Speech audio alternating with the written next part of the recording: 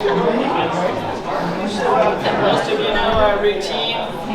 We'll start our class with our test. If you've not been in our class before, take a card, put the date at the top of the list, write the numbers 1 through 7, and write the corresponding number that matches your week regarding these following questions.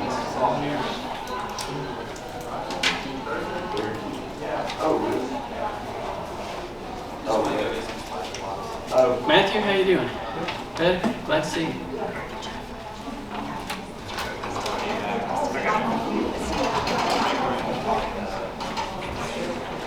Well, I've been looking forward to this class in that we have started a couple of Sundays pertaining to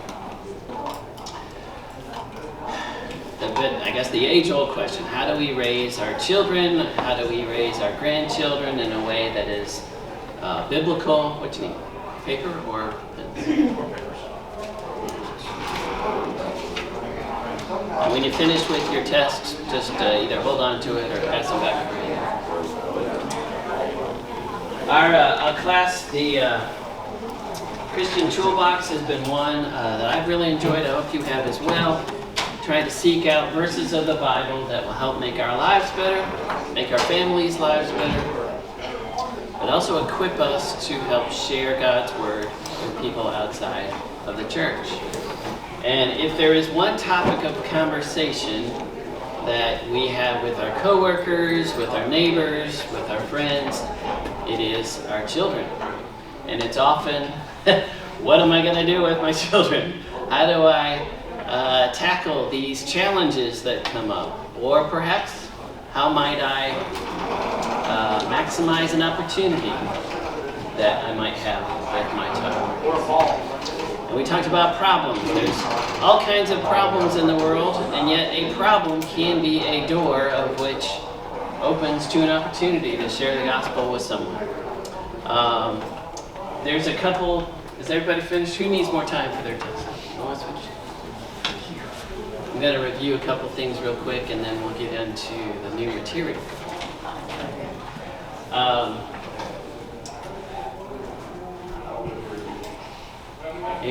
Any other thoughts? Anybody pray for wisdom this week? Very good. Pray for wisdom every day. Pray with your children. Teach your children about praying for wisdom. I appreciate all the prayers for Amber on this behalf. We kind of got a new milestone in our lives as grandparents in that Amber had surgery, and it was up to us to keep her for the afternoon. Well, the afternoon turned into an overnight stay, and then another overnight stay. But we made it, and it was sweet to be able to spend that time with her, and she slept the whole night, which was so unlike her mom and sister and aunt. Bella Rose is a very, very sweet girl. But I do know that Amber had a tough week, and I do appreciate any prayers on her behalf, because they have paid off. Well, I'm going to get moving on. Okay, so we've got some new people in the class. We are designing a 25-year-old Christian adult. And this was has anybody seen this graphic that was going around? It was on Facebook. I'm sorry that the print is so small, but I think it ties in well, and Hannah sent it to me. So we talked about the three hands of the clock: decision-making, motivation, and decisive biblical action. We've heard a lot of statistics about how many young people leave the church when they leave home. This is kind of taking it from the other viewpoint. 75% of the kids left the church between ages 18 through 29. But why did the 25 stay? And if I don't have my glasses, I won't be able to read this. So I think it's kind of interesting. It says, I can't even read it. Come over here. Number one reason why 25% of children stayed with the church. Ate dinner 5 of 7 nights a week as a family. Number 2, served their families in a ministry. Number 3, had one spiritual experience in home during the week. Number 4, entrusted, is that the word I'm looking at? Entrusted with responsibility in a ministry at an early age. And this one's pretty significant. Had at least one faith-focused adult in their lives other than their parents. I think that's pretty significant. If you wonder what the value of Sunday school and Wednesday night Bible study or Lads to Leaders or church camp, having another adult role model for that young person to see in addition to their parents is powerful. You do not want to miss those opportunities.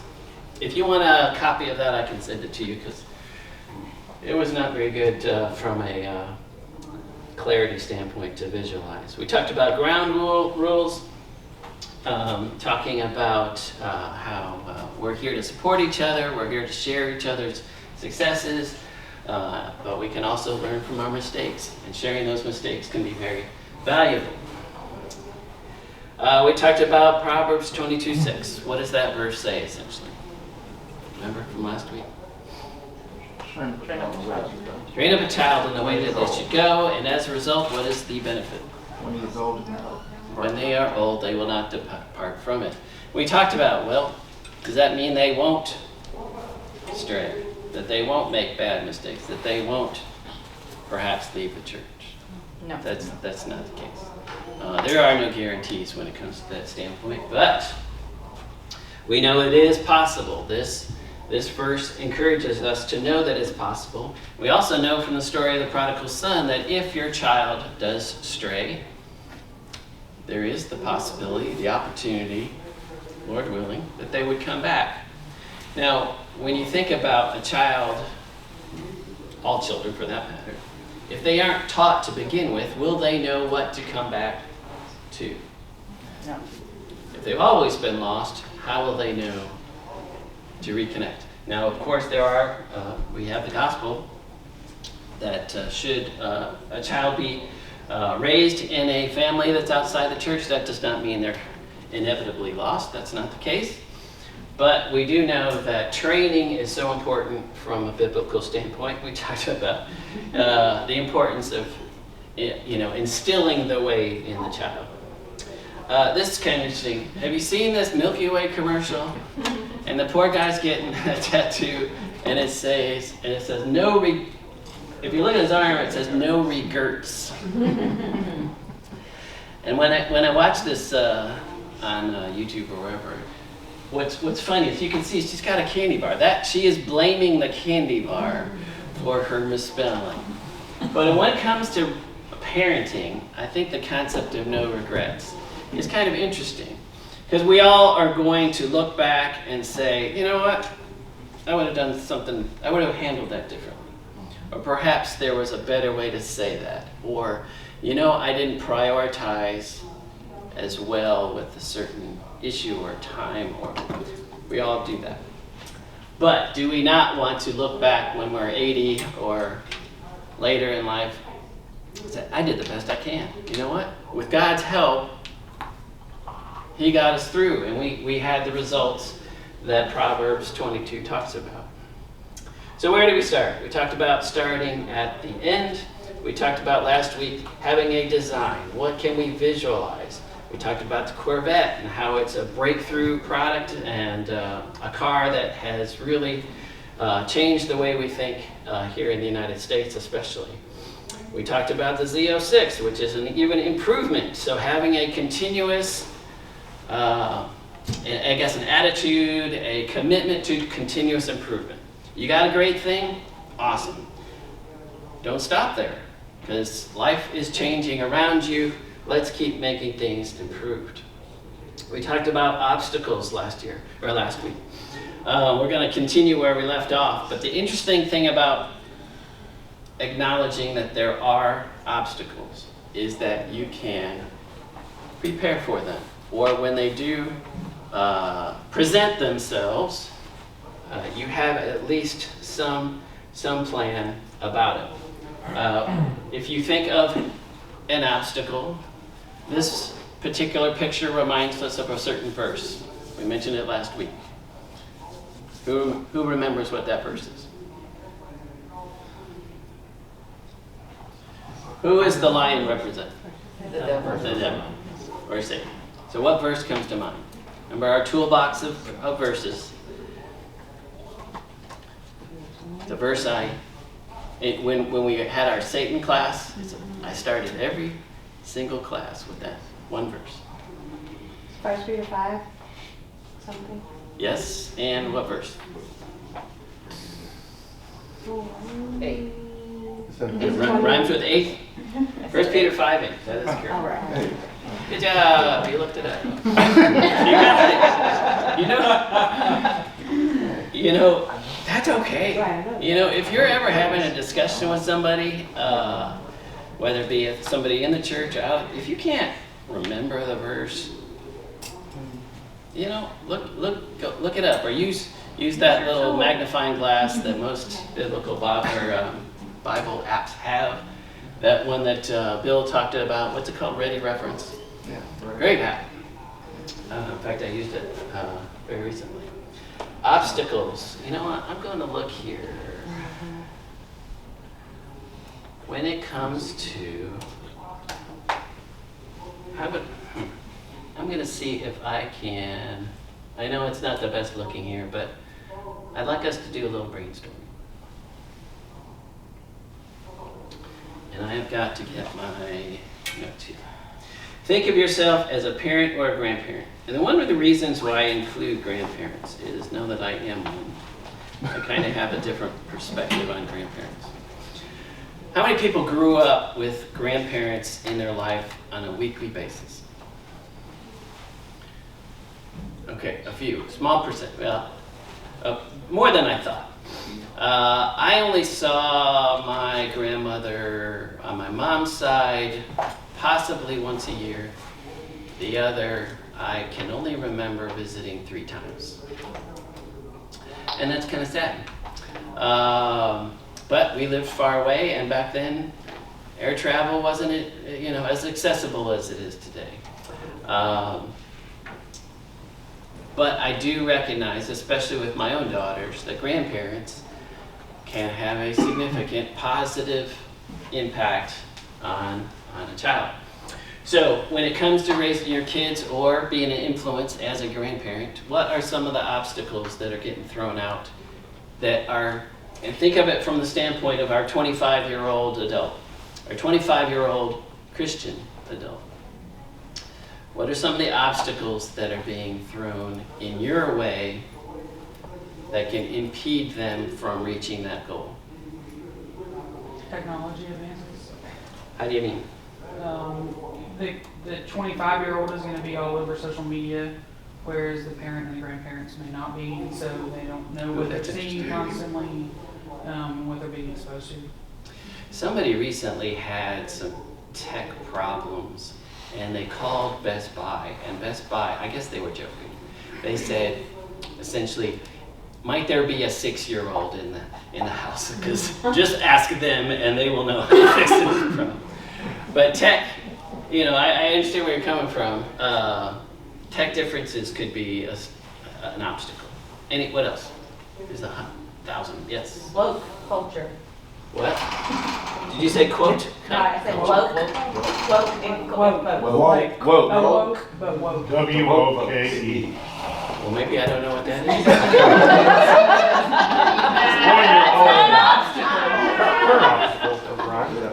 It's a technical. There you go. I'm kind of nervous not knowing what woke culture is. Somebody explain it. Maybe I know it. Yeah. Take me to your place.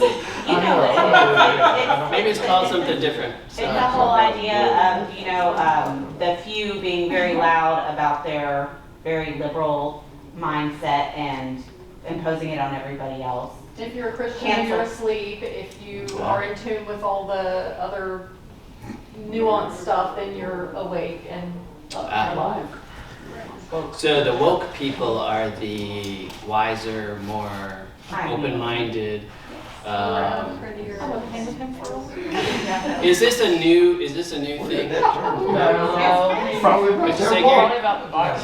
they're white. Yeah, they're white. They see things. The visionaries? Yeah, visionary. Well, I'm I don't know saying any that- words that big. Can't Okay, just look what you started, Christine. You just woke up to class. All right. So let's talk about. Here's a word.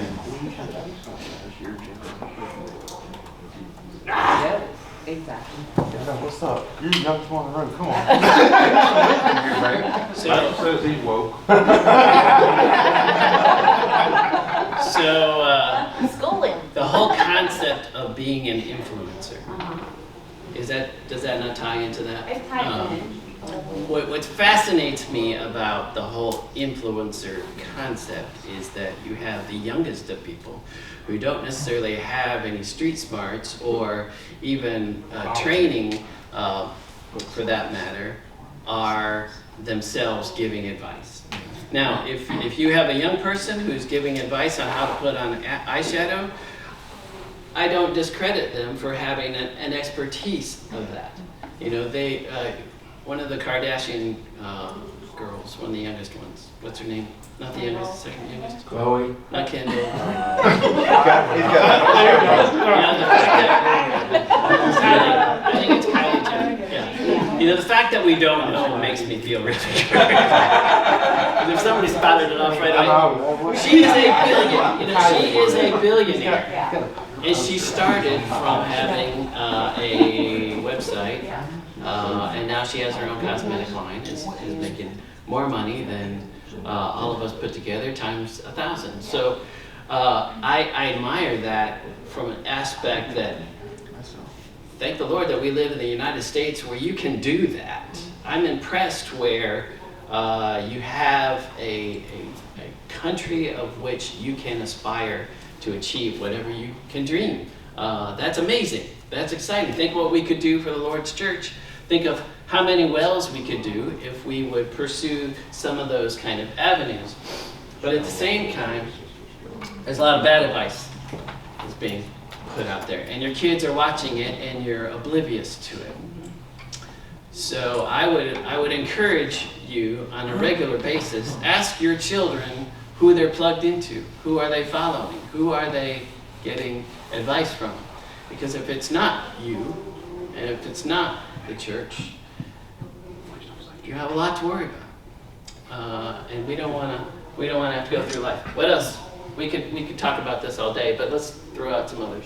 One of the things that I'm kind of wrestling with a little bit is, it's easy to limit their TV time because I have parents who limited mine, and so I have a set of a blueprint for how to limit theirs.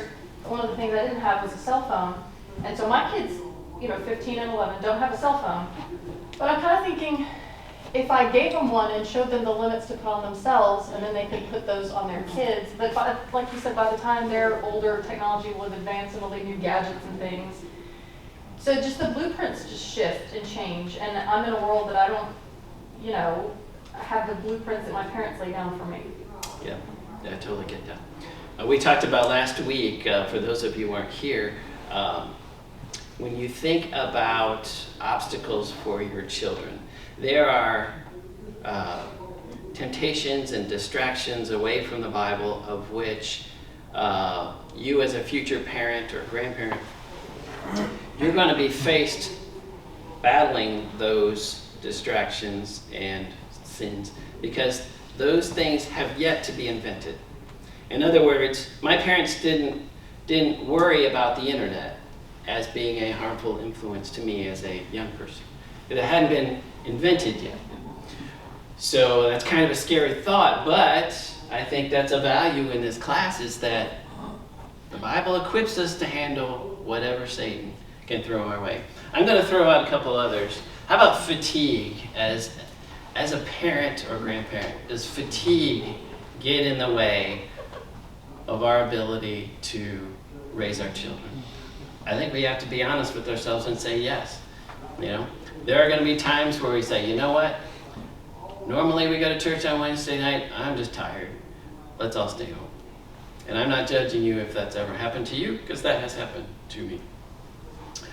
Being over busy. Perhaps we have so many activities that we are enrolled in, that our children are enrolled in. When I grew up, you might have had 1, maybe 2 sports that you played. Now kids are round the clock, around the year for that matter, and perhaps we used to have softball season. Now it's a annual event. Soccer is now a year-long event. So sports can definitely get in the way. Worry can get in our way. We have peer pressure as parents. Lack of biblical knowledge, I think, can hinder us as parents and grandparents. Because if we know we need to advise and steer our children, but we haven't equipped ourselves, then how can we equip them? There could be just all kinds of things. So I'll add these lists. Did somebody, Jake, you had your hand up? I was going to say, I mentioned it last week, the public school curriculum can be an obstacle for parents. Oh, wow, that's a huge. Thank you. Mostly in 2 specific areas, but the evolution and the family life would be the 2 that would come to mind. The definition of what a family is. Yes. Those would be the 2 that come to mind. What a huge challenge that is. My parents didn't have to worry about that. I went to a public school for most of my life, and I went to 2 years of Christian high school at Greater Atlanta Christian School. Totally changed my life for the better. Those 2 years helped me get through the final junior and senior year of public school. We got transferred and then got transferred back. And then the concept of evolution. There are cartoons teaching little children on PBS about how dinosaurs and the like are the result of evolution. Now, it's a cute program, and I don't know if it's still on the air or not, but it scared me. My kids were older, didn't watch it, but it scared me to realize that there's some brainwashing going on, and there's some education that is packaged in a way that is very interesting, agreeable, happy, fun for little kids. And we're going to talk about this later, but the idea of doubting Genesis chapter 1 can affect the rest of your child's life. Because when they start to doubt the first week of creation, where do you go from there? Because they can immediately start to second guess anything after that. Noah's Ark, those going to start second guessing Moses. They will start second guessing. Pardon? Jonah. There's a lot of physical evidence in the world to prove that there is a God, to prove that there was a great worldwide flood. And yet, if your child is doubting those things, there's going to be some difficulty in how you raise that, or how you steer that child towards obeying the gospel, and then maintaining that Christian life from that point forward. Okay, how do I get out of here? Okay, so Satan versus your children. These are kind of scary pictures when you think about it. You could be in the mouth of one of these lions as well. If I had to choose to being, if I wasn't the lion, if I had to choose between left or right picture, I think I'd choose the left one because he's still got a fighting chance. The one is lost. And the one on the right, if you say that is a child, somebody's child, that child is lost. That's sad. The one on the right, you still got the opportunity to fight that lion off, but it's not going to be easy, and you can expect it to be very, very painful in all kinds of ways. Here, I want to. Can I? for some reason, I'm not in the mode that I thought I would be. So you might be able to read this. True or false? Once your child is born, Satan will attack and conquer them. Pause for effect. Pause for effect. Unless we as Christian parents, grandparents, church prepare them. True or false? It's going to happen. If you have a not my child attitude, you may have put a target on their back. I think we all are wise to say to ourselves that I am capable of falling away. I think we have to acknowledge with our children they are capable of falling away. Because if you say I am incapable, if I am incapable of cheating on my spouse, then I think we've opened a door or perhaps alerted Satan to the point where he sees us as a challenge, an opportunity, and he will go after us. But knowing that makes me work even harder to not stray, to not sin. Is Satan stronger than your children? I think this picture kind of, is Satan stronger than your children? Without preparation. Just flat out, is Satan stronger than your children? Leonard, did you have some thoughts on it? Depends on the preparation. So. Well, I'm just saying from day one. Oh, well, yeah. Absolutely yes. Is Satan stronger than your parenting skills? I think we need to admit and be honest with ourselves that absolutely he is stronger than our parenting skills. No matter how good our parenting skills are. We can have the best parenting skills. Doesn't match. You look at what happened to Job. You look at what happened to Job's family. He was a righteous man. And Satan just literally murdered his children. Well, he's been around a lot longer and he's had a lot more experience. More experience. He is a created being of which God gave a huge amount of, for lack of a better word, power.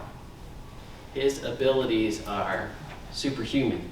They are beyond our ability. So, how do we have a chance? How do we have a fighting chance? The only way is to bring God in on our side. That is absolutely the only way. Another interesting question, why does Satan target our children? Have you ever watched one of these National Geographic kind of programs and you have the cheetah or the lion and he comes up on a herd of gazelles or water buffalo or whatever? What is that animal looking for? The weakest. The weakest? What else? What are the characteristics, Mike? Young, Slowest. Slowest? and by themselves. By themselves. Ooh, that's interesting. Goofing off and not paying attention. Who's not paying attention? You know, that's the one. Goofing off, because those water buffaloes, they are always goofing off. They deserve me. I'm picking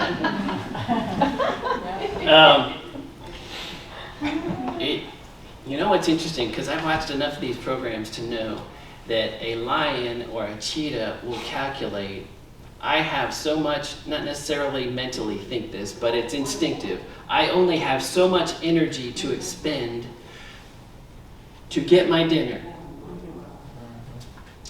So, which of these 300 water buffalo has the highest probability of me getting my dinner? And it is the weakest. It is the slowest. It is the youngest. It is the one not paying attention. The one I can sneak up on. Our kids are no different. We are no different. So when you think about the value of a church, the value of attending worship services and Sunday schools, we're a herd.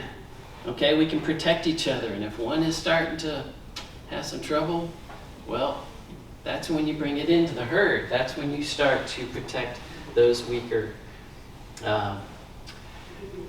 So, is this what a church looks like to see? I hope so. Now you're gonna leave here and say, Bryan said I look like a cow. I'm not saying that. But, I think I'm gonna do something here a little different. But what's interesting is that I myself would not walk in the direction of this group of families. I'm pretty sure I'm gonna get stuck, because they're not gonna see me as a friend, they're gonna see me as a threat. And if you've ever watched water buffalo videos, and maybe you've never been asked to watch a water buffalo video again, but they're amazing because they understand the value of teamwork. And I have seen a lion biting the neck of one water buffalo and another come up and throw that lion into the air, saving its friend or relative. To me, that's what a church looks like. And I believe we can live a life of which Satan sees us as the more difficult prey. Do we not want to be the difficult prey? Do we not want our kids to be viewed by Satan as a whole lot of effort for him to steal? Because I think that's how he works. I think we have proof in written word that Satan, he's only got so many hours in the day like we do. And he doesn't know when God's going to have the second coming of Jesus. So he has to allocate his time appropriately. Here's a picture. I want to show you this picture. So here you have the church, okay? I'm encouraged by this photo because it shows that scary, Satan, don't you come in here and mess with us, because we're the Church of Christ and we read our Bible and we support each other and we're here to help each other. But the big picture of this photo is that they're watching a young one being eaten. So that kind of changes your perspective on the picture, does it not? This went from an inspirational picture to a sad picture. And I don't know what they're going through their water buffalo minds, but maybe they're thinking, we should have done something different. We should have been more watchful. Or perhaps one of us should have had the courage to intervene. And because we didn't, we're having to watch this. That's what struck me about them when I first saw water buffalo videos. It struck me because zebras always run away. It's everybody for themselves.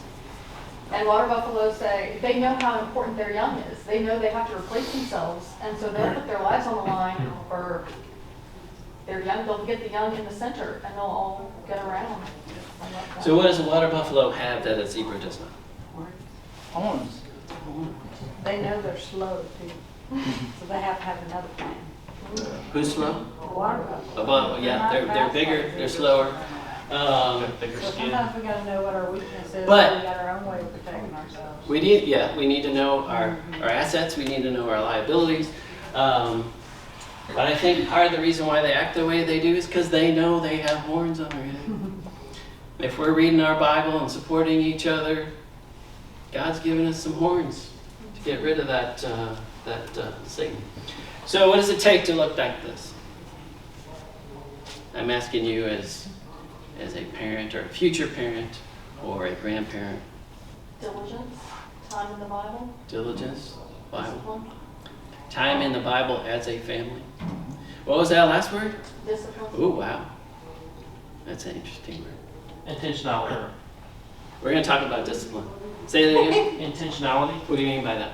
I think you're going to have to be very intentional about all the stuff. It's not going to just happen by itself. So crossing your fingers doesn't work? It's not. It does. I think they got confidence too. There's some confidence there. Yeah. Where's that from? He's got horns on his head. He knows he's got horns on his head. But you know what we don't see in this picture is there may be another 30 horned water buffaloes right behind him, and they're all chasing him. I think this is an inspiring picture. I think this is cool. This makes me want to be a better parent.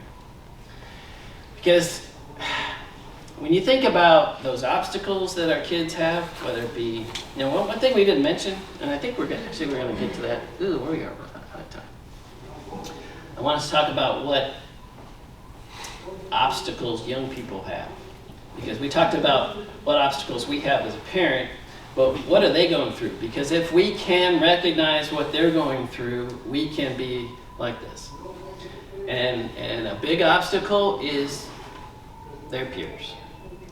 And you might have to run off one of their peers, just like that water buffalo is running off. It may be a boyfriend or a girlfriend. Is your child's or grandchild's soul worth the grief that you're going to get from your child to save their soul? A lot of people have the attitude that I don't have the ability to pick my child's friends. I think it's your responsibility to pick your child's friends. Because if you don't, your ability to be that number one influencer over time is going to flip-flop on you and you won't see it coming. And now the influencer of your child's life will be their peers. So who knows who Nate Bargatze is? He is the most hilarious comedian. Look him up. He is very dry. He's from Nashville. He had the funniest, and I'll make this my last point. He had the funniest routine that we saw the other day. And he said he was raised in a very strict Christian family. He said even Jesus had more fun than I did. Because his parents wouldn't let him do anything. He had to walk the straight and narrow.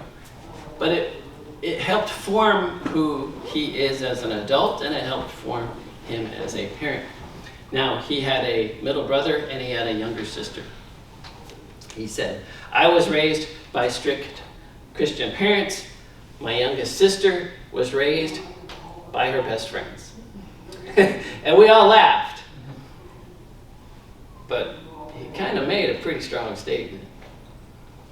Do you want your child to be raised by their best friends? Well, if their best friends are sitting next to them in Sunday school, and I would say, yeah, I'm okay with that.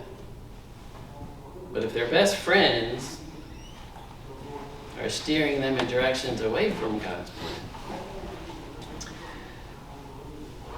that's a scary thought.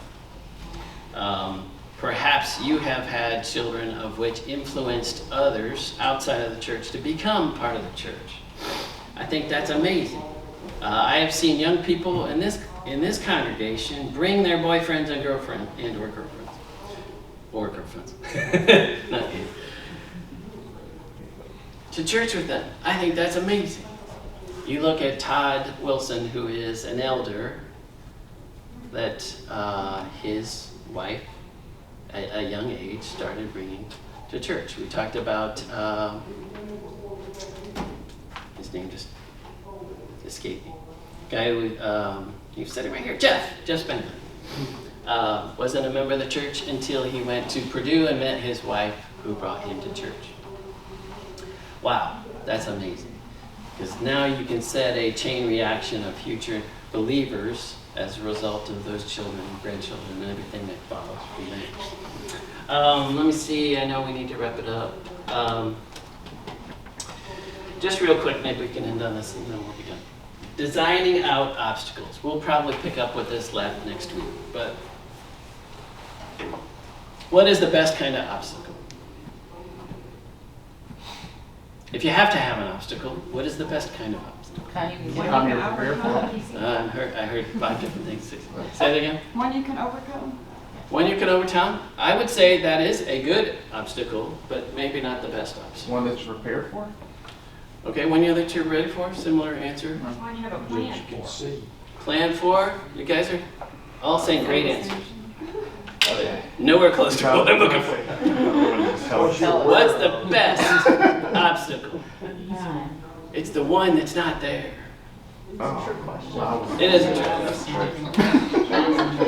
But when you think about it, designing out your obstacles. I want you to put a lot of thought in this for next week.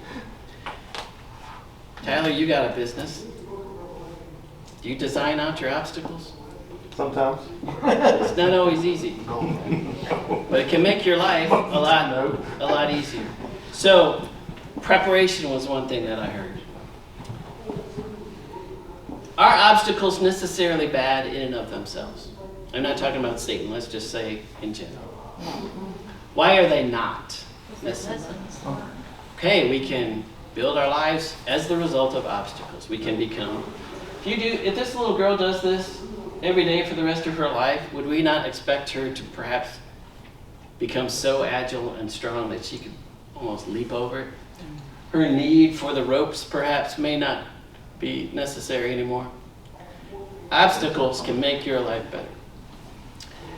We should not totally shield our children from obstacles, because that would be robbing them from the ability to learn from them.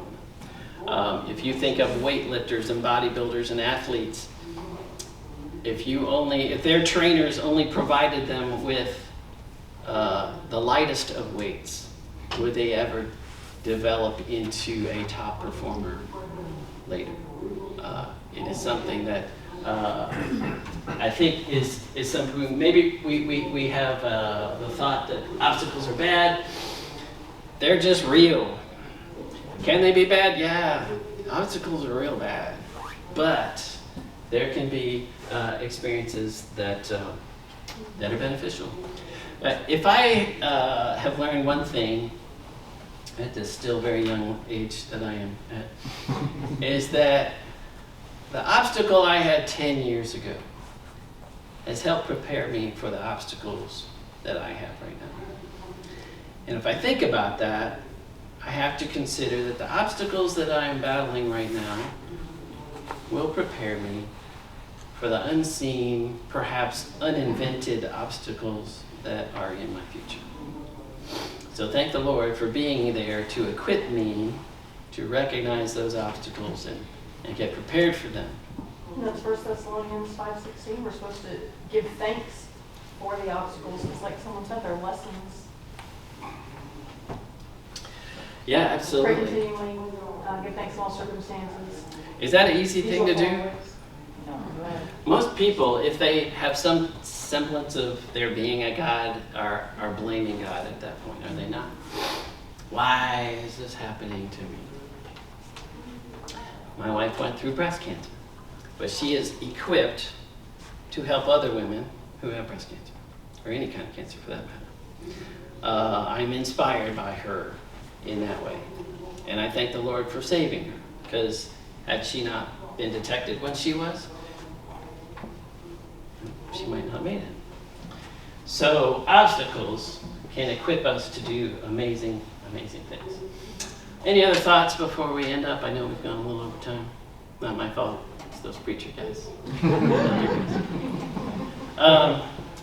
Well, I haven't taken a head count, but I think we've had probably the biggest number of student class members here.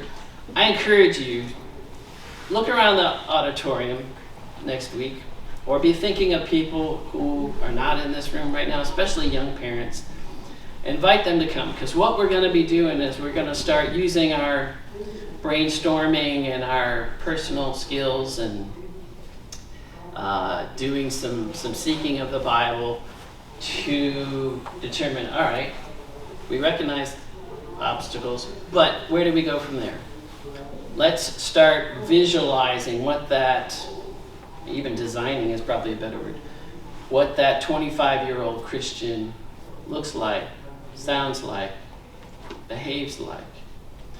And then once that is gelled, kind of like that Corvette drawing that we were looking at, let's ask ourselves, how do we get there? Let's go back from the finished design to the blank sheet of paper and say, okay, Lord, talk to us. We got our Bibles open. What do we got to do as parents, grandparents, Sunday school teachers, camp counselors? What can we do to get to that visualized in gold? And I'm excited about it. So thank you for your input. Glad you're here.